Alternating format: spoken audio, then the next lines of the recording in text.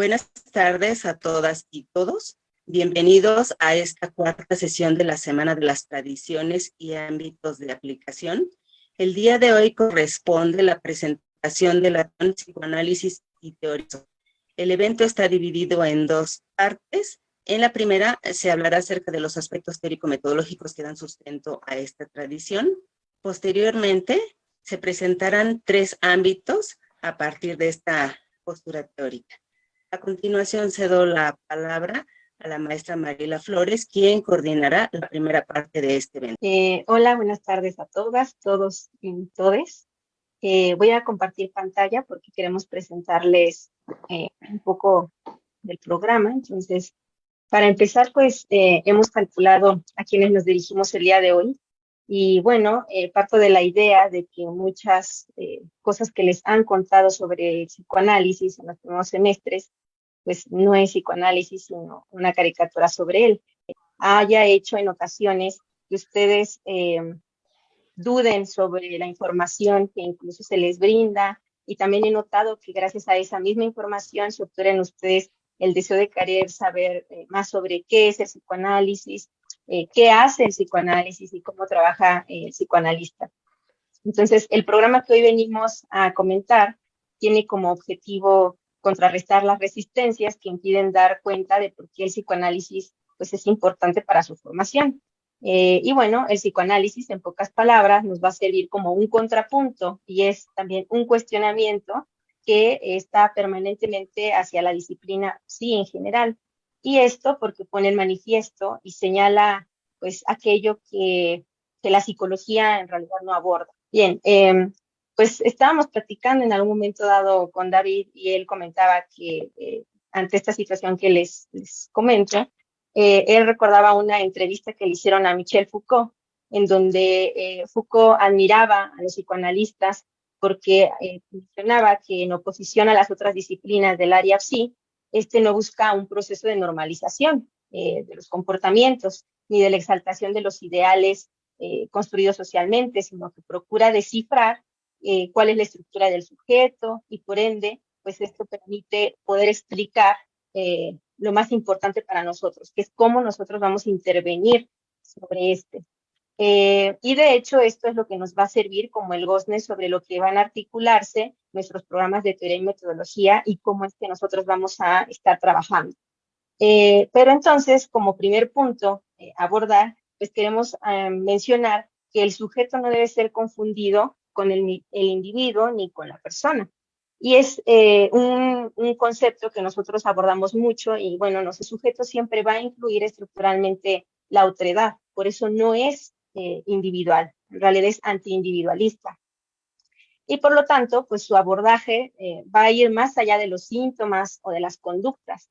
Incluso por eso es que en cierta medida critica la biopolítica y no se queda allí, sino que va hacia otros niveles. Entonces, parte de este programa de teoría es comprender que el sujeto y su relación con el lenguaje están ligados, al igual que con el deseo y con aquellos saberes no sabidos por él, no performativos de su subjetividad. Es decir, que esto está ligado pues, al aspecto inconsciente. Entonces, algo importante es que no es que esta clínica esté centrada en un síntoma biologicista, sino en un sujeto formalizado desde un estatuto de lo real, simbólico e imaginario. Entonces, también, además de esto que les comentaba, es importante pues, tener en cuenta la noción de malestar en la cultura y sobre todo de la cultura moderna, que genera cierta ilusión de individualidad y una separación entre saber y verdad, que justamente, de alguna forma, el psicoanálisis va a buscar cierta presta, o sea, se va a prestar para poder subsanar este malestar, contrarrestar el sufrimiento que va a generar este efecto de esa ilusión que les comento. Es por esto que el quehacer de los psicoanalistas en clínica y demás ámbitos, pues va a requerir un estudio minucioso de subjetividad humana y por lo tanto también eso va a hacer que requiramos de alguna manera cierta metodología específica. Entonces, es por ello que en la formación de ustedes incorporamos algunos estudios como teoría social, la lingüística, el análisis de discurso, la topología, la lógica, la lógica matemática y su función. También, por ejemplo, se incorporan algunos estudios sobre la filosofía contemporánea, y esto les va a permitir a ustedes que puedan tener una visión integral del sujeto y de su funcionamiento, que va más allá de lo que se hace y piensa de manera consciente y deliberada, ¿no? Entonces, esto nuevamente pues, nos lleva a hablar sobre el inconsciente. El psicoanálisis, entonces, no se va a precipitar pues, a una acción correctora, creo que eso es un punto muy importante, sino que va a tomar estos síntomas para poder develar el funcionamiento del sujeto. Entonces, en psicoanálisis lo que vamos a hacer es utilizar los síntomas para poder develar el funcionamiento del individuo y pues cuál es su modus operandi, ¿no? Y a partir de ello vamos a ver cómo se aspira a una completa reestructuración del psiquismo, ¿no? Del sujeto. Y esto es lo que nos va a permitir que haya un cambio de posición subjetiva. Entonces, algo importante es que pues en esta metodología vamos a ver algunos puntos que van a ser importantes para su formación, como es la asociación libre, la transferencia, el método dialéctico, la interpretación y sobre todo el acto y la función del analista. Y bueno, para hacerlo un poco más corto, pues entonces la cura psicoanalítica no se va a proponer como objetivo único o prioritario la eliminación de los síntomas, sino más bien pues su análisis. Y a través de su análisis, la transformación. Hay que entender que, por ejemplo, analizar pues significa separar, desagregar, pero entonces, ¿qué separamos y qué desagregamos? Pues vamos a desagregar saberes, ideas, certezas, que nos van a permitir estudiar los componentes de los síntomas neuróticos. Y bueno, ¿para qué nos va a servir desentrañar cada uno? Porque eso es lo que nos va a permitir ver qué función es el que tiene el síntoma para cada uno de los sujetos, ¿no? ¿Cuál es su historia? ¿Cuál es su estructura? ¿Cómo se desencadenaron y por qué se mantienen? Y esto, como les decíamos, de alguna forma es pues una cuestión de método. Entonces, algo importante es que este tipo de metodología que ofrece el psicoanálisis de alguna manera hace una ruptura epistemológica con respecto a algunos otros discursos psicológicos tradicionales, ¿no? Los cuales nos van a, o sea, en realidad, por ejemplo, los discursos psicológicos tradicionales no perciben pues muchas cosas importantes que llegan a manifestar los humanos, ¿no? Dado que estas manifestaciones en ocasiones pues, son de forma indirecta, disfrazada, incluso en ocasiones no objetivable. Es por esto por lo que uno de los principales objetivos que nosotros tenemos, al menos en metodología, es que ustedes puedan desarrollar pues un tipo de escucha diferente, una escucha pues a la que no están normalmente acostumbrados, ¿no? Y este tipo de escucha es una escucha de lo que en ocasiones queda dado tras lo que se dice, ¿no? Bueno, hay una escucha distinta más allá del individuo y esta escucha es acerca del sujeto de la enunciación. Y bueno, pues desde esta postura pues, se considerará un acto analítico aquel que va a ser capaz de operar sobre pues, el sufrimiento y que posee pues, la potencia de crear subjetividad y no una nueva persona o nuevas conductas, ¿no? En este caso, ya que una vez especificada pues, la lógica que podríamos encontrar sobre el sujeto, nos vamos a dar cuenta que no hay un sujeto sin otro, sino que este sujeto va a estar construida por dos instancias, ¿no? En el caso, cuando ya se llega a aplicar, por ejemplo, en clínica, está dada por el analizante y el analista. Y por otro lado, también tenemos el saber y la verdad, ¿no? Que, bueno, también vamos a requerir que esto esté mediado por un dispositivo analítico y que esté vinculado a un trabajo lógico y metodológico de la interpretación como consecuencia, ¿no? Entonces, bueno, pues ese sería mi comentario. Ok, bueno, de acuerdo con el programa, me tocaría a mí, le tocaría al ámbito de educación. La presentación anterior ya plantea algunas cuestiones que compartimos ampliamente en la tradición, en los diferentes ámbitos. Continuar un poco con esa lógica y a tratar de plantear algunos aspectos específicos que tienen que ver con el trabajo en educación. Yo voy a tratar de plantear el vínculo que hay entre algunos conceptos fundamentales del psicoanálisis vinculados a la educación. Como de algún modo la compañera Jessica ya lo hizo en este momento. Voy a empezar con un par de frases que vienen muy al caso. Una es de un poema de Goethe que dice: ¿qué te han hecho a ti, pobre niño? ¿Mm? El sujeto, el niño. Hay una muy buena frase que plantea Jacques Alain Miller que dice: lo que define al psicoanálisis en el sentido de Lacan es el que se pone en la senda del deseo. O sea, el psicoanálisis es el que se pone en la senda del deseo y apunta a aislar para cada uno su diferencia absoluta, la causa de su deseo en su singularidad, eventualmente la más contingente, la causa del deseo para cada uno. Es decir, para el psicoanálisis es central el sujeto y su deseo, pero como vamos a ver también otros elementos, el goce. Y aquí tenemos una crítica que Lacan refiere a la educación y a la psicología, que yo parafraseo de algún modo. Es la educación y la psicología son las que siguen los pasos de la norma, cuyo objeto es reducir la singularidad en beneficio de un desarrollo ideal que convergería en una supuesta madurez constitutiva del ideal de la especie, de la época, de la educación, etc. Como decía Jessica antes, hemos vivido una batalla de décadas para hacer reconocer la importancia de la visión del psicoanálisis sobre el sujeto en el contexto de la carrera.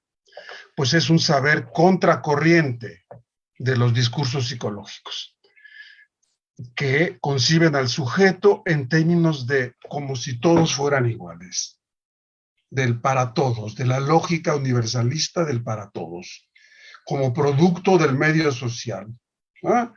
y lo subdividen en áreas, separadas unas de otras, educativa, social, clínica, etc. El psicoanálisis no se divide en áreas, ni divide al sujeto en áreas. Esa es una concepción que viene de la visión de individuo que se tiene en la psicología. Se trata más bien del sujeto del lenguaje, del sujeto del inconsciente o sujeto al goce del síntoma, pensados desde Freud y Lacan. Y por tanto no puede ser fragmentado en áreas. Es decir, el sujeto está habitado por el lenguaje, se mueve a partir del lenguaje, pero el lenguaje tiene que ver con lo real, o sea, con lo que pasa, con lo simbólico y con sus fantasías, sus fantasmas, el sentido del lenguaje. Entonces, el psicoanálisis es un saber acerca del sujeto ubicado en su contexto, en su época, como por ejemplo la familia, la escuela, etc. Ya lo decía Jessica, lo voy a tratar de decir rápido. No podemos pensar al sujeto sin el otro social. Esta es una crítica muy difundida, pero absolutamente errónea, de pensar al psicoanálisis como individualista. ¿Por qué creen que porque el sujeto se acuesta en un diván, entonces está aislado? Claro que no, porque el sujeto todo el tiempo está haciendo alusión a su lazo con el otro, al otro del lenguaje, al otro de la historia, del legado cultural, de la transmisión familiar, del saber escolar, de sus relaciones con los demás. Hay una continuidad inextricable, ¿no?, topológica, inquebrantable, un lazo íntimo y exterior al mismo tiempo, estructurado a través del lenguaje, o sea que toda la relación del sujeto con la realidad, entre comillas, corre a través del lenguaje, no hay de otro modo, ¿no? La conducta es lenguaje. La conducta no son solo acciones, es lenguaje, donde el deseo del sujeto y el otro, las identificaciones al otro, las demandas, las relaciones familiares estructurantes originarias del sujeto en torno a la madre, a la función paterna, etcétera, su constitución como sujeto sexuado, fundan en una palabra la subjetividad del niño. Por tanto, no se trata de un individuo aislado, ni tampoco producto de lo social. Es un sujeto singular en su singularidad absoluta. Por tanto, no podemos subdividir al sujeto porque está atravesado por el lazo social. Para nuestro ámbito, podríamos decirlo en términos de su constitución subjetiva está atravesada, para decirlo a grandes rasgos, en torno de la familia y la escuela, pero no solo. Es decir, para el psicoanálisis es tomar al sujeto como viene, solo que el sujeto lo tomamos en algunos contextos, pero no es que el psicoanálisis subdivida la realidad y entonces piense al sujeto de otros modos. No, se trata de un sujeto. Me parece interesante también decir que nuestro enfoque en educación es clínico-social, es decir, porque es psicoanalítico, porque está enfocado al sujeto, pero también es social, o si se prefiere, clínico-educativo. En tanto está abordado el asunto pensando al sujeto estructurado en su lazo con el otro. Y como decía, está la transmisión familiar en una época. Y con esto empezamos como a plantear el contexto en el que nos movemos actualmente en la educación, ¿verdad? Una época en donde ha habido una caída, un gran cuestionamiento de los ordenamientos y valores simbólicos que habían servido como referencia a la sociedad y la cultura, a la familia, a la escuela, a la sexuación, a la sociedad, a la ley, a la economía, etcétera. Hay una evaporación, ha habido una especie de evaporación de los valores simbólicos, ¿no? Es decir, ¿por qué? Porque ahora hay un gran individualismo, ¿no?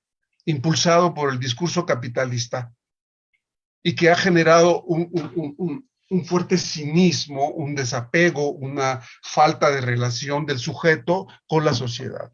Pero eso ha generado gran confusión en el sujeto. De modo que los padres, los maestros, la escuela ya no funcionan como funcionaban antes. Por ello hay una pérdida de las identificaciones del sujeto, patologías de la identificación del sujeto en los lazos familiares y la sexuación. Grandes patologías de la niñez, de la adolescencia, de la familia. Hay una gran patologización de los fenómenos escolares, una medicalización de la sociedad. Vivimos en una sociedad y una escuela para la evaluación.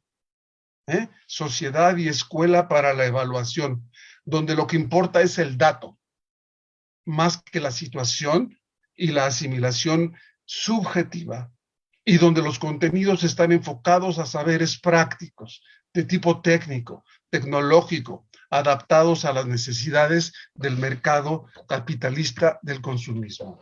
Fenómenos psíquicos graves de la infancia y la adolescencia, fobias, angustias, fenómenos corporales, violencia, patologías de la alimentación, pasividad, indiferencia, aburrimiento en torno a la escuela, hiperconsumismo, hipertecnologización de la niñez, etcétera. Cinismo, individualismo, ampliación de la infancia y la adolescencia. Hoy todo el mundo se siente adolescente, quiere ser adolescente por toda su vida. Para la psicología y otros discursos, sí se trata de desórdenes, trastornos, desadaptación, problemas de conducta, niños problema, etcétera, que son teorizados contradictoriamente, como fenómenos aislados en el sujeto, pero al mismo tiempo bajo una lógica de lo universal, como clasificación psicopatológica que excluye lo singular y proporciona tratamientos, programas y estrategias estandarizados ¿no? Bajo el enfoque de la eficiencia. Para el psicoanálisis lacaniano y en general también para Freud, podríamos decir, no se trata de desórdenes, de patologías. Se piensa el síntoma, los desórdenes de la escuela articulados a la estructura del sujeto, a las dimensiones del lenguaje, ¿no? Y en esa relación hay algo que no cuadra. No me voy a detener más en esto, porque ya hemos enfatizado bastante, pero quisiera decir que hay un agotamiento de los discursos psicológicos para pensar al niño, para pensar al sujeto, que han conducido a concebirlos como problemas que deben ser resueltos en la lógica y en la ideología de la eficiencia. Ya dije un poco los tipos de problemas con los que nos enfrentamos en la educación, ¿no? Niños agresivos o niños agredidos, como decía François Dolto. Niños violentos, perversión ordinarias, desafiantes, con déficit de atención o niños desatendidos. Hay una gran correlación entre eso que se llama déficit de atención y padres que descuidaron a los hijos. Inhibiciones, niños segregados, fracaso escolar o fracaso de la educación, fracaso escolar o de la escuela y de la familia. Etcétera. Violencia, crueldad, bullying, cutting, etcétera, patologías graves, etcétera. Ahí los tienen, no voy a detenerme mucho más, solamente quiero, para terminar, plantear algunas cuestiones sobre la metodología, entre comillas. En psicoanálisis no se habla de metodología, porque el término de metodología corresponde a una visión epistemológica, filosófica de la relación con el objeto, en sentido físico.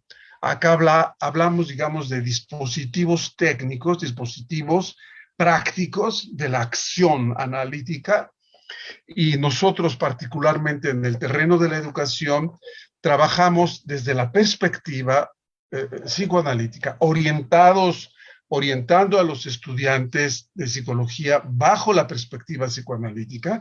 No es que vayan a actuar como psicoanalistas, ¿no?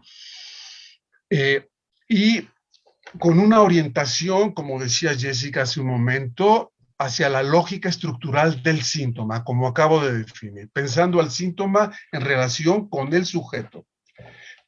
Trabajamos, por ejemplo, la cuestión del diagnóstico o la derivación e intervención con orientación clínica.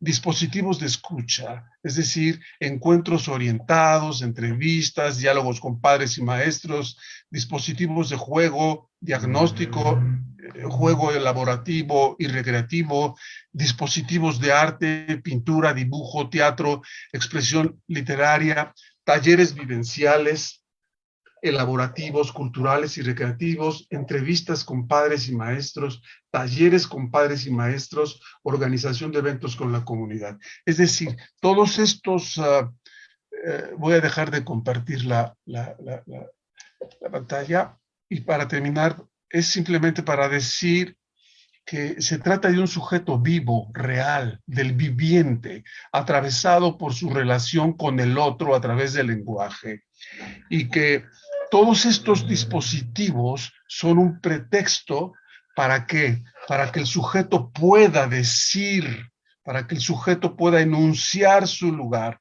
su palabra, su relación al otro. Es decir, son dispositivos como pretextos para generar el texto, ¿verdad?, en torno a su problemática de sujeto. Es necesario que planteemos esto, y como decía Jessica, no se dejen confundir por esos discursos que escuchan en los primeros semestres, donde se trata de desprestigiar al trabajo del psicoanálisis, porque aquí trabajamos en verdad con un sujeto real, viviente, el par-l'être, como diría Lacan, es decir, el sujeto del lenguaje vinculado a su cuerpo, a su sufrimiento, al otro. Bueno, gracias por su escucha. Siguiendo un poquito estas otras dos posturas, ¿no? Desde el psicoanálisis, desde el análisis institucional, desde el análisis organizacional, que es el espacio que nos corresponde a nosotros, en este caso presentar, nos damos cuenta de que, como bien ya lo mencionaron los compañeros anteriores, ¿no? Hablar de una teoría, hablar de una metodología, entre comillas, es hablar de las posibilidades que tiene el psicoanálisis en la interacción de este sujeto respecto al resto del mundo, con respecto a este contexto social, con respecto a esta historia que se va marcando. Ya nos mencionaron el inconsciente, ya nos mencionaron al sujeto, ya nos mencionaron la cuestión del deseo, ¿no? Los fantasmas, el sentido, el otro con respecto a lo social, las patologías, los desórdenes que de alguna manera se están presentando en términos generales. Y en la parte organizacional nosotros retomamos un aspecto importante. Todo lo anterior, reconocer esa subjetividad, reconocer esa interacción de la relación con el grupo, lo que sería la organización en sí, las funciones que esta desempeñan las instituciones, la historia como sujeto, pero también la historia como esa parte de ese contexto en donde se está desarrollando ese sujeto particularmente y que le va a crear cierta posibilidad de ser, ¿no? Esa singularidad de reconocerse en algo o tener un lugar en un momento determinado. Si bien nosotros trabajamos estas situaciones de las relaciones humanas, de estas interacciones entre el sujeto y sujeto, sujeto y los otros sujetos, entre el sujeto y el otro, nosotros trabajamos en esa imagen, ¿no? En esa postura de que, como bien nos lo decía Hegel y Sartre, es una especie de dialéctica inacabable, constante, que siempre está en movimiento, que siempre está marcando esa parte del cuerpo social, ese lugar de la historia, ese lugar del aspecto social, y que en ella se va subsumiendo, se va relacionando todos estos elementos, ¿no? El sujeto, desde el sujeto que pareciera, como bien lo dijo Abraham, pareciera estar aislado, pero nunca lo está, siempre está en ese juego con la serie, con la pareja, con el otro, ¿no? Y a partir de ahí, ¿cómo es que se va generando este posicionamiento en relación al análisis o a la mediación dinámica con el grupo? Para poder contextualizar un grupo, tenemos que reconocer esos objetos que la forman, esa parte de los conjuntos prácticos, de esas colectividades que persiguen ciertos objetivos, que están plasmados de ciertas subjetividades, de conductas y procesos sociales que se organizan en diferentes posicionamientos bajo una orientación de un dispositivo que tiene un fin determinado. De alguna manera nos permite ver que en esta organización se lleva a cabo una dialéctica entre la teoría de la organización, entre las relaciones humanas formales e informales, entre la síntesis de la estructura humana. Y ahí lo más curioso es que en esta mediación de las mediaciones que se hacen con los grupos, nosotros podemos dar cuenta de ciertos elementos de fusión, de tensión, de síntesis, ¿no? De mediaciones que se dan en esa posibilidad de reconstrucción del sujeto con el sujeto. Hablamos entonces de una mediación de las mediaciones. Si me lo regresas tantito, la anterior todavía, de la mediación de las mediaciones, donde nosotros podemos reconocer pues ciertas necesidades que se construyen bajo una ficción, bajo una posibilidad de dar cuenta de lo que sería el sujeto. Nosotros hablamos entonces de que existe un grupo, nosotros hablamos de que existe esa dinámica que se genera entre estos sujetos y que esta dinámica de grupos va a estar atravesado por lo que sería el juramento. El juramento tiene que ver con una permanencia, con una dictadura que se plasma o que se intersecta en ese juego de la dialéctica como parte del corazón mismo de la dialéctica, y que este juramento permite de alguna manera hacer esos pactos, esos rituales, esas permanencias, esa fundación de lo que más adelante sería la institución.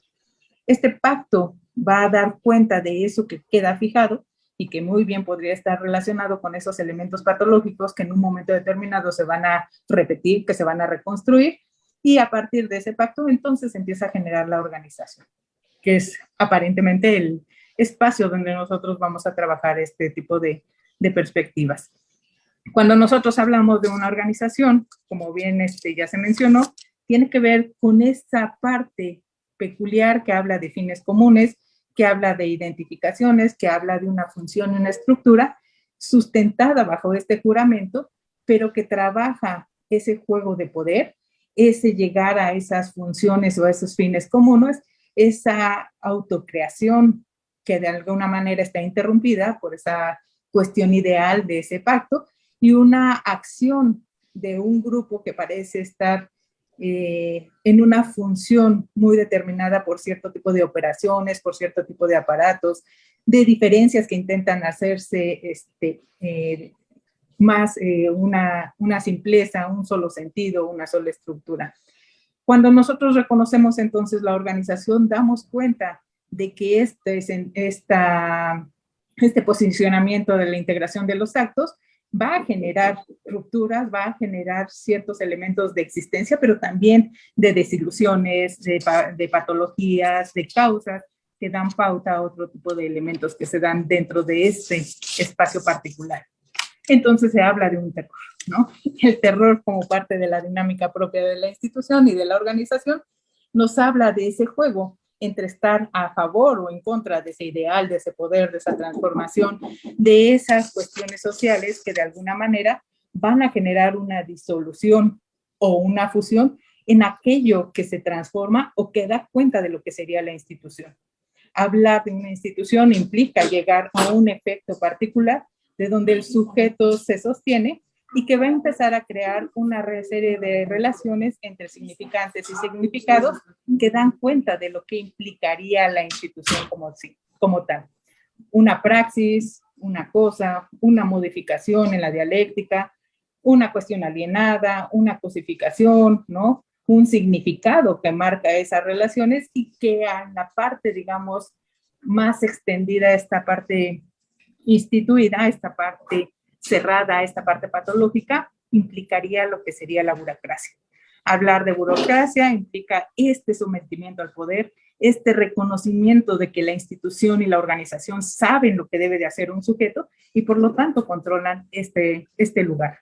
Un lugar de un sujeto donde pareciera ser una máquina bajo un ideal o una perspectiva que estamos manejando dentro de la institución o dentro de la organización. Ahora sí, la que sigue, por favor. Cuando nosotros hablamos entonces de institución en términos generales, nosotros podemos dar cuenta, bajo el término de Caes, de Buró, de Payá, de algunos otros autores, que es un ente vivo, ¿no? Toda institución está en constante transformación, toda institución, por ende, es histórica, está conformada por hombres que persiguen proyectos definidos, se encuentra en un campo de fuerzas políticamente encontradas y en constante disputa. Por lo tanto, la institución habla de fuerzas, habla de debilidades, habla de entrelazados entre instituciones, habla de posicionamientos que dan cuenta de una serie de formaciones dinámicas, prácticas, políticas, como bien ya lo decía Abraham, poderes, alienaciones, sometimientos, funcionalidades, que se relacionan o que establecen cierto tipo de comunicación y cohesión y que a partir de ahí se hace una apuesta de lo que sería la institución. La que sigue, por favor. Cuando nosotros hablamos entonces de organización, nosotros vamos a agarrar ese pequeño aspecto de la institución dentro del contexto social, dentro de un marco histórico, donde la organización va a estudiar más allá de las interacciones, se van a buscar ciertas prácticas comunes, objetivos definidos, determinados por esta institución, una dinámica interna, que ya lo vamos a ver, entre elementos instituidos, instituyentes e institucionalización, relaciones humanas informales, percepciones, experiencias que pueden influir en lo que sería el sujeto dentro de la institución, de lo que demarcaría su lugar como función o rol dentro de esta parte organizacional, y el juego entre el rendimiento y la satisfacción de lo que se busca en ese momento. La que sigue, por favor. De manera que cuando nosotros hablamos realmente de este espacio organizacional, hablamos también de un análisis institucional. Hablamos de un método de intervención ya de principio, ¿no? Nosotros no podemos hacer sin la teoría y la teoría no puede ser sin la metodología. Bien lo decía Abraham, no es una cuestión que se tenga que tomar aislada, sino que es un intercambio, es un cruce que tiene que ver con una posibilidad de estructurar un sistema, con modos de producción, funciones, dinámicas, creencias, rituales, que al final de cuentas intenta generar un sentido, intenta generar una posibilidad de autogestión, de análisis y determinaciones para la propia organización, para el propio grupo y en eso fortalecer o de construir lo que tendría como finalidad de la institución. La que sigue, por favor. Cuando nosotros reconocemos esto, nos damos cuenta entonces de que no nos basamos en un solo punto, en un solo tipo de psicoanálisis, sino que también hablamos de psicología social, hablamos de otras posturas, como sería la antropología, la sociología, la pedagogía, la filosofía, porque nos dan la posibilidad de crear esas redes de conocimiento, de crear esas redes de posibilidad de entender aquello que se está representando en un espacio particular y a partir de diversos autores, entonces dar cuenta de cierto tipo de situaciones, de cierto tipo de posibles explicaciones temporales y también una posibilidad de análisis. ¿A qué sigue, por favor?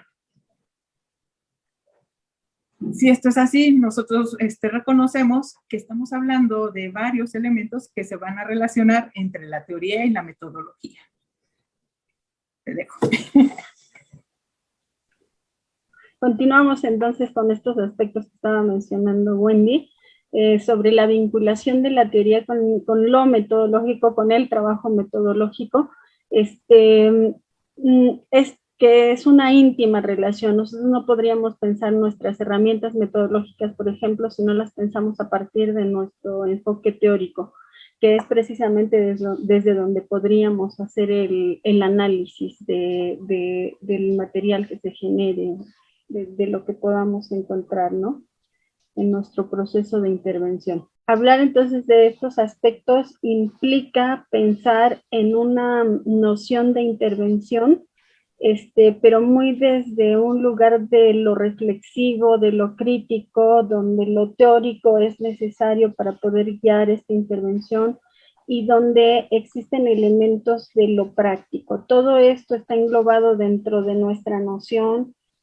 concepto de lo que nosotros llamamos institución, que tiene que ver con un proceso dialéctico, no con una cosa terminada, ¿no?, sino con estos elementos que a decir de Luro juegan, están en constante juego, aquello instituido, aquello instituyente, y que juntos en este juego dialéctico van a producir este proceso de institucionalización, ¿no? Entonces, esto instituido que tiene que ver en este concepto de Luro con un momento, con tres momentos. Este primero, que sería el de la universalidad, que tiene que ver con aquel deber ser, aquella legalidad, aquellas normas, funciones, roles, las jerarquías que ya están establecidas, que ya están instituidas y a través de las cuales funcionamos dentro de los grupos y las instituciones. Esto se convierte a partir del nivel simbólico de lo que expresamos los sujetos en nuestro diario vivir, en la institución como la conocemos. Sin embargo, dentro de eso que conocemos como institución, también aparece este otro elemento que son los procesos instituyentes, que muestran ese otro momento de la particularidad de la institución. Es decir, si bien todos estamos acostumbrados a la puntualidad, por ejemplo, no falta quien diga, no, la puntualidad es 5 minutos antes, ¿no?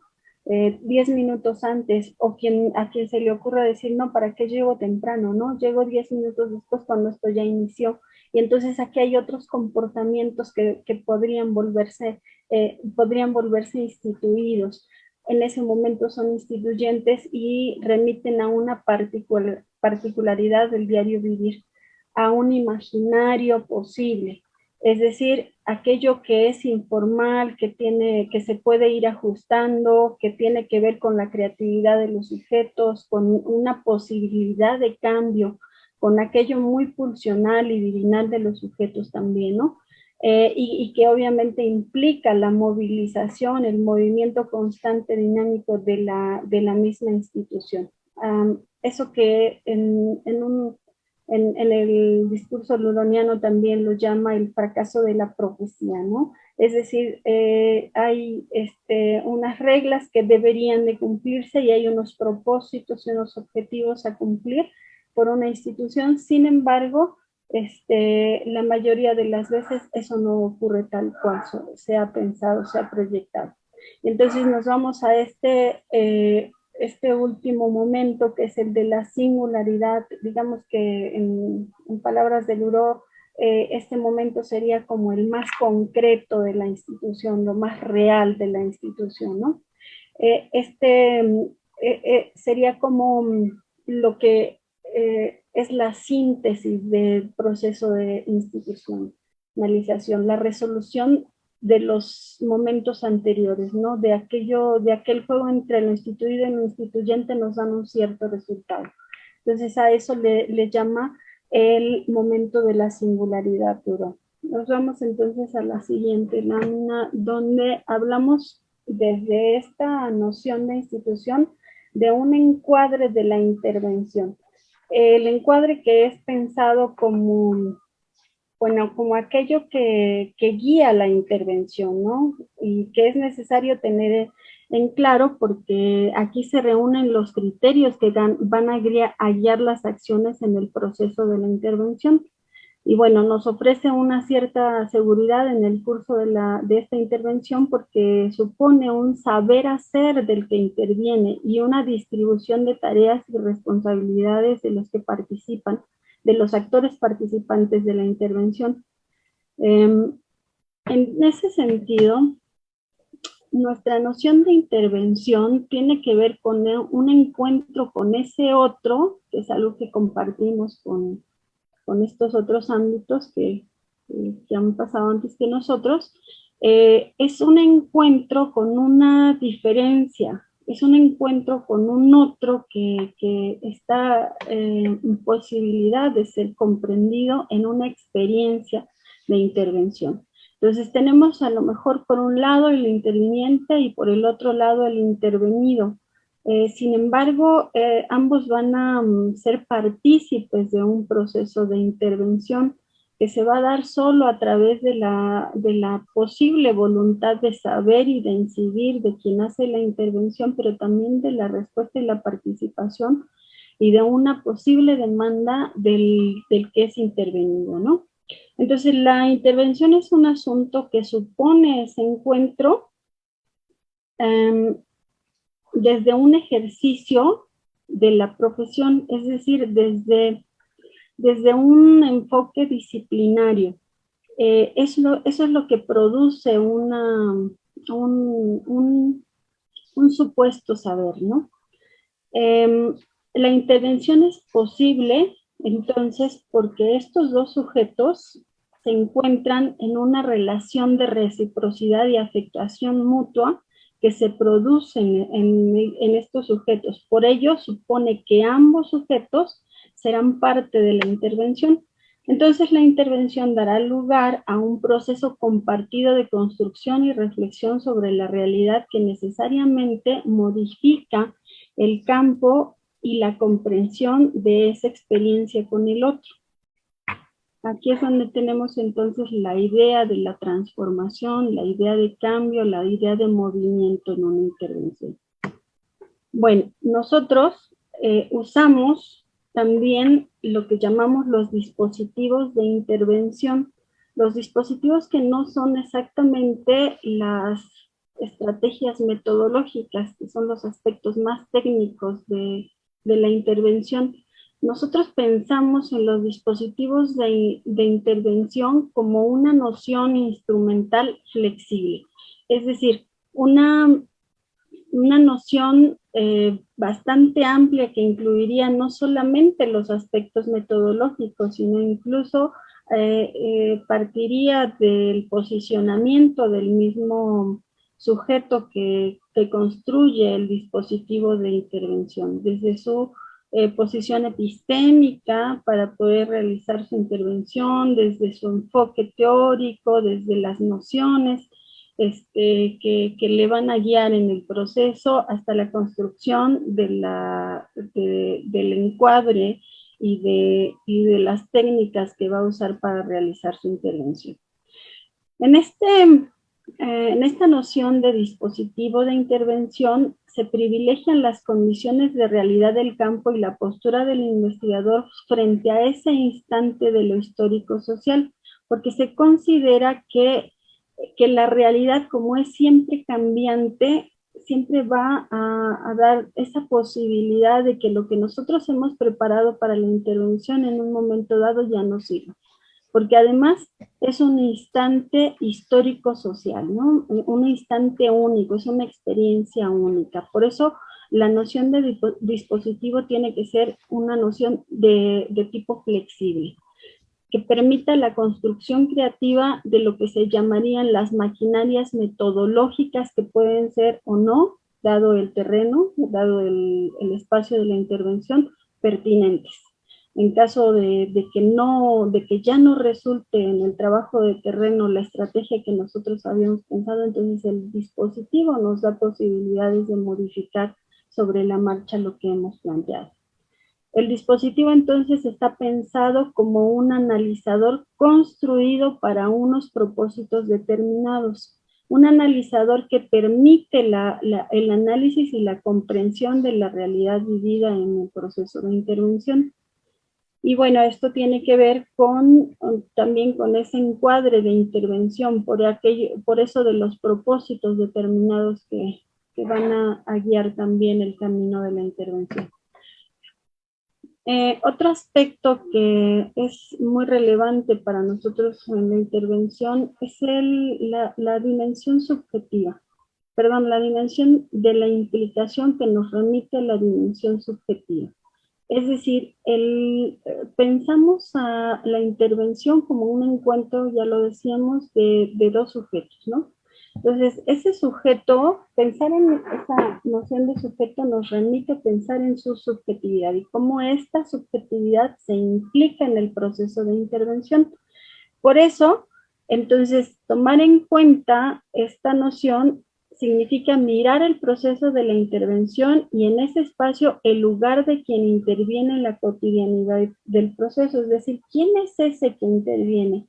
¿Cuáles son sus supuestos que lleva al lugar de la intervención? ¿Qué pretende el sujeto que interviene y desde dónde lo pretende, ¿no? Se activa entonces, la implicación se activa en ese encuentro con el otro, por eso es una relación intersubjetiva.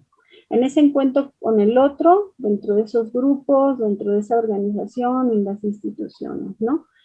Es entonces una noción que en su operatividad remite a la dimensión subjetiva, pero también política y ética, porque hay siempre un posicionamiento. Es decir, yo no puedo intervenir desde un discurso teórico metodológico sin que eso implique una posición política. Y además, como tiene que ver con esa posibilidad siempre abierta, siempre hecha de que el sujeto que interviene modifica el campo de intervención, modifica al otro sujeto, interviene, altera, afecta el campo de intervención. Entonces es necesario partir también desde una ética posible, ¿no? Hacerse cargo de la inclusión, hacerse cargo del compromiso y la responsabilidad que implica estar en una relación de intervención, ¿no? De la presencia en el campo de intervención. Entonces, esta es una herramienta también del dispositivo de la intervención. Por eso es importante llevar a cabo el análisis de las implicaciones, trabajar a lo largo de todo el proceso de intervención con un análisis de la implicación de quién o de quienes intervienen, ¿no? Y bueno, nos vamos entonces ya para cerrar, a este momento de la aplicación de nuestras herramientas, estrategias metodológicas que nos van a ayudar a poder hacer esa modificación del campo de intervención. Sabemos, como lo había mencionado, que la subjetividad adquiere el papel central de la intervención. Entonces, en ese sentido, nuestras herramientas metodológicas tendrían que explorar justo eso, la subjetividad. Tendrían que ser acordes y lógicamente dispuestas para eso. Entonces, algunas de las herramientas metodológicas que nosotros, de las cuales echamos mano en nuestros procesos es la entrevista en sus diferentes modalidades, la entrevista estructurada, semiestructurada, la entrevista abierta, la entrevista individual, la entrevista grupal, la entrevista familiar incluso, ¿no? Etcétera. La observación sería algo básico, ¿no? Como lo es la observación, que también implica la escucha del sujeto, ¿no? El trabajo con los grupos es una herramienta muy relevante en nuestro caso. Nosotros trabajamos principalmente dos grupos, ¿no? Dos tipos de grupos como herramienta metodológica, que es el grupo de reflexión y el grupo operativo. También hacemos uso de algunas de las técnicas psicodramáticas, entre otras alternativas, ¿no? Y bueno, pues ya con eso cerraría la parte que nos correspondía. Yo creo que ya nos tardamos mucho nosotros, ¿no? Gracias. A lo mejor podríamos empezar como a platicar un poquito esta parte, ¿no? El psicoanálisis no es una exclusividad de algo, no es una exclusividad de alguien, ¿no? Es una forma de pensar, es una forma de reflexionar este mundo en que vivimos a partir de nosotros como sujetos, a partir de nosotros como académicos, porque también hay que reconocer esa parte, ese lugar, y que uno, como muchos de los elementos que se han marcado aquí, es trabajar con eso del inconsciente, ¿no? Trabajar en un inconsciente, trabajar esa parte de la represión, trabajar esta parte del operador simbólico, de los analizadores, de ese deseo, de esa escucha, de esa posibilidad de palabra que dé sentido de posicionamiento a un sujeto, que puede ser desde las edades más pequeñas, como sería en el área o en la parte de la educación, que tiene que ver con la institución familiar, que tiene que ver con un niño que va a análisis, que un niño que se interviene en una terapia de juego, como puede ser como un adolescente, como un adulto, ¿no? En ese sentido, la intervención realmente es un pretexto para reconocer esa posibilidad de apropiación de ese sujeto en ese entorno y dar pauta a esos elementos que se van a poner en juego a partir de su lenguaje, y a partir de ahí también reconocer esta parte de lo que sería la interpretación. Lo que nosotros hacemos como una parte política, como una parte subjetiva, como una parte de dotar en un espacio determinado ese lenguaje que está dando pauta para un posicionamiento del sujeto, para una confrontación de este sujeto o para la creación propia de una patología. Eso es un aspecto que yo creo es importante. De lo que acabas de mencionar, Wendy, sobre esa intervención como un pretexto, también como una experiencia, ¿no? Una experiencia siempre nueva, siempre inédita, una experiencia que abre grandes posibilidades para el sujeto. Ahí me regreso, por ejemplo, a pensar en este proceso desde el psicoanálisis, del caso por caso, ¿no? Este siempre es un nuevo momento. Es decir, por eso no hay posibilidad de recetas, de métodos inamovibles, ¿no? Para poder intervenir al sujeto, y mucho menos si pensamos a la noción del sujeto social que mencionaron los compañeros en un principio, ¿no? Este sujeto nunca está desvinculado de otros y del mundo, ¿no? No solo es el otro sujeto, sino el otro mundo. A mí me parece, ahorita con eso que están comentando, la importancia también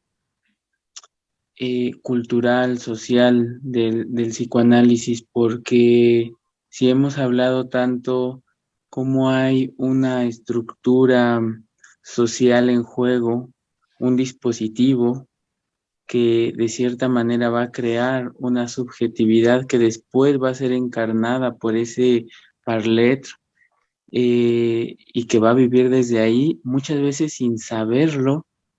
De ahí la noción del saber no sabido, ¿no? Estas formas de vida que que no cuestionamos, que no nos preguntamos, que tienen que ver y que tienen efecto tanto, como decían, a nivel social, a nivel institucional, a nivel educativo, a nivel clínico, en la vida en general. Me parece muy importante porque también culturalmente estamos en un momento de inflexión, en un momento álgido. La cuestión del posmodernismo, el neoliberalismo, el neoconservadurismo, las ultraderechas, todo esto son elementos que van a poner en juego al sujeto al no individualizarlo, al no ver solamente como una máquina que de cierta manera ha dejado de funcionar y hay que arreglarlo, sino como en un entramado estructurado de una manera altamente compleja, ¿no? En el sentido no de difícil, sino de las relaciones entre los elementos de esa estructura. A mí me parece que no hay, el psicoanálisis tiene mucho que aportar, no nada más para la cuestión del caso por caso, como decían, que es tan importante, sino para el avance en las investigaciones, incluso filosóficas, ¿no? A mí me parece ese un punto muy importante. Todo lo que el psicoanálisis tiene que aportar, repito, no nada más clínica, sino culturalmente, a la cosmovisión y a cómo se va a hacer frente a este malestar en la cultura que es cada vez nuevo, ¿no? Creo que es muy importante, como han mencionado, la consideración de la época, la consideración de la cultura, o si se quiere, de las instituciones, ¿no? Todo lo que de algún modo constituye el mundo en el que el sujeto se mueve. Decía que el psicoanálisis no se divide así, ¿verdad? Por espacios, sino que piensa al sujeto, podríamos decir, como en contexto, ¿no? Hay una frase de Lacan que no puedo plantear de memoria, pero que dice que el psicoanalista que no esté a la altura de su época, que mejor renuncie a su trabajo. Es decir, el psicoanálisis tiene que estar a la altura de la época. Y la época que vivimos es verdaderamente tremenda. Estamos como patas para arriba, en un desorden, en un caos simbólico muy fuerte, que ha generado muchísimo malestar. ¿Sí? Lo que tenemos allí es un sujeto del malestar. Freud ya lo decía, y ese malestar está cada vez peor. Lo que sucede es que en la época actual, el sujeto al mismo tiempo, para responder a ese malestar, ha generado fuertes síntomas, ¿no? Síntomas que velan su sufrimiento. Es paradójico que el sujeto piense que no sufre, pero eso solamente es un pensamiento imaginario, porque su vida está llena de, ¿no? Está cargadísima de problemas, pero el sujeto no lo puede relacionar con su condición y a veces no lo puede relacionar con la época. Por eso los lacanianos, de algún modo, dicho de manera general, plantean que el síntoma se convierte como en una especie de socio privado, como un partener, ¿no? El síntoma se ha convertido en nuestro modo de vida, se ha familiarizado, se ha naturalizado, ¿no? No le damos la importancia que tiene, se nos hace normal que haya violencia, se nos hace normal que haya violencia sobre las mujeres, o etcétera. Hay muchos síntomas, ¿no? De modo que el sujeto, para tratar de vivir en ese malestar, genera sus propios síntomas. Y ahí es donde el psicoanálisis entra, para tratar de pensar el modo en que el sujeto se posiciona frente a su malestar, el modo en que el sujeto se posiciona frente a eso que la época genera, ¿no? Sea en el contexto que sea, ¿verdad? En la familia, en la institución, en el trabajo, en las relaciones sociales, en el amor, en el campo del sexo.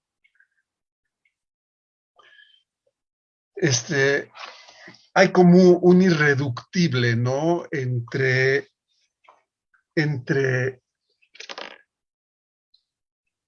eso que se tiene que tramitar. El sujeto no termina de tramitar, a pesar de sus síntomas, no termina de tramitar lo que la época le genera, para decirlo así sencillo. Y el psicoanálisis tiene que enfrentar esa suerte de resto, esa suerte reflejada en el malestar, ¿no? En fin, entonces lo que encontramos hoy es un gran malestar, pero al mismo tiempo el discurso capitalista empuja al sujeto a gozar. Sí. El discurso capitalista actual, el discurso institucional, niega el sufrimiento del sujeto y lo lleva al goce, lo empuja a gozar. No pienses en tu sufrimiento, goza. No pienses en lo que te pasa, compra.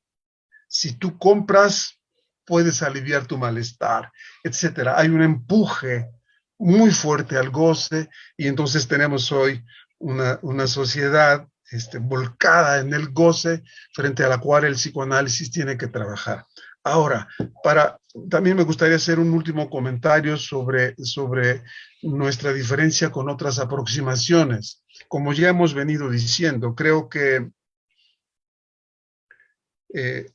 nosotros no visualizamos eso como un problema que haya que resolver, sino que lo vemos articulado al sufrimiento, al deseo, a la expectativa que el sujeto tiene para ir más allá de eso.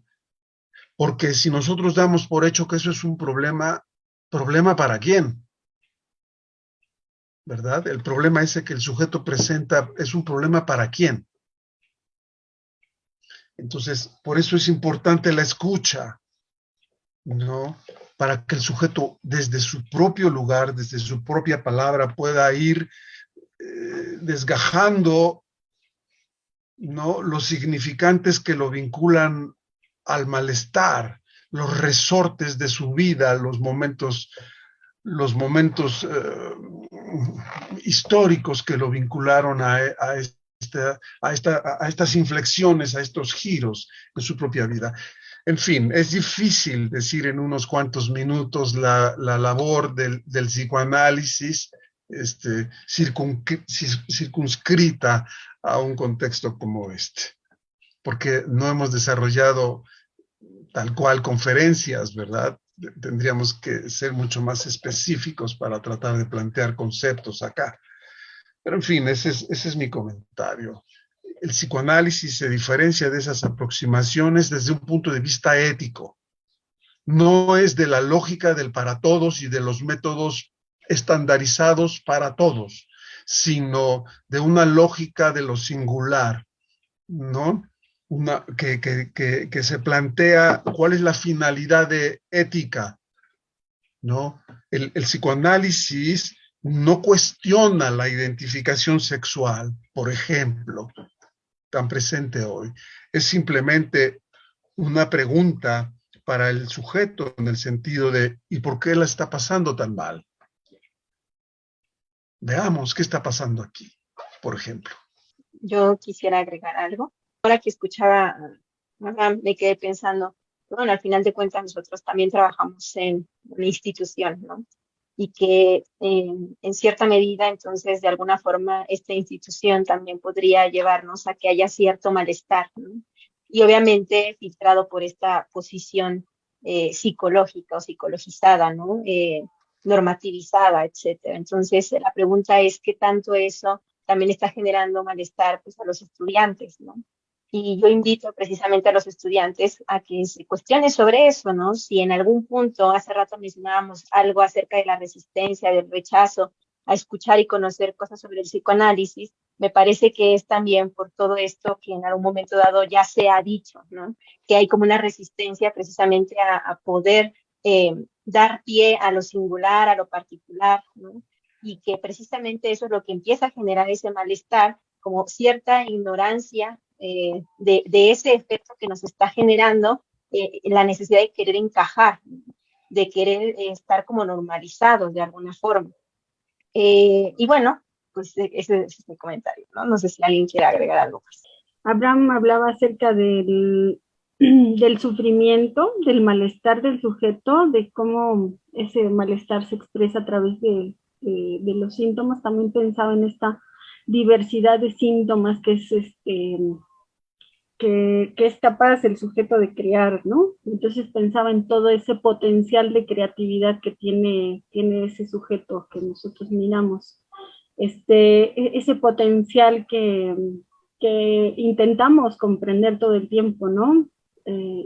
Pero que además lo tomamos como un potencial de posible transformación del sujeto, porque si no hubiera posibilidades en ese sujeto sufriente, en ese sujeto dividido, en ese sujeto contradictorio, entonces no habría posibilidad de lo que hacemos nosotros, ¿no? Pensaba en cómo cuando nosotros consideramos eso posible, abrimos también un mundo por conocer, un mundo por construir, y que el sujeto está ahí y nosotros como sujetos estamos ahí haciendo esa construcción, elaborando el mundo, ¿no? Haciendo el proceso histórico. Entonces, veía que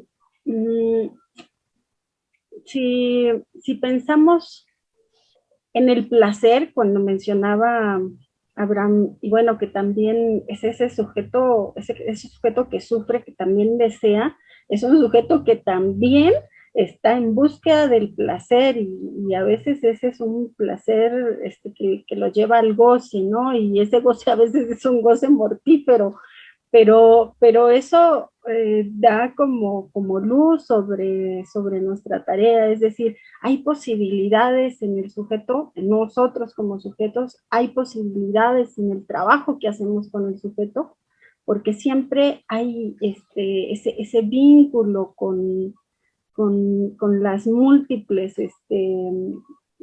con el múltiple y diverso arsenal que tiene el sujeto, ¿no? En su inconsciente para crear el mundo en que vive y transformar. Está ahí. Me hiciste pensar, Esmeralda, que el psicoanálisis se diferencia justamente de otras aproximaciones en que, a diferencia de otras aproximaciones que prometen, como es el caso, por ejemplo, de la medicina, de la psiquiatría y otras aproximaciones, sí, la solución absoluta de los síntomas. Eso es un imposible. Pero el discurso científico en la universidad plantea ese objetivo y entonces los estudiantes se confunden porque dicen, aquí está la verdad, la ciencia promete métodos y respuestas eficaces al malestar del sujeto, pero eso no es más que puro discurso, es consumismo llevado a la universidad. ¿no? Es el discurso de la ciencia que se presenta como la religión de nuestros días, como la solución que va a salvar al mundo. Lacan por eso hablaba de este resto que hay entre el sujeto y el otro, ¿no? Sí. En la relación del sujeto con lo otro, con el extraño, con la institución, con la familia, el padre, el perro, en fin, siempre hay un resto que no inasimilable, un resto que no checa. Es el real al que el sujeto, por el que el sujeto también está atravesado. No solamente en lo real de la realidad, sino en la imposibilidad del discurso de poder resolver eso. Si no, no existiría la ciencia. Si lo real fuera absolutamente soluble, no existiría la ciencia. La ciencia siempre está en la aproximación a eso real. Parece que la ciencia ha cambiado un poco de aproximación, porque hay ahora científicos más humildes que en el campo, por ejemplo, de la física cuántica y estas aproximaciones que reconocen que estamos muy lejos de poder encontrar las soluciones mágicas del problema.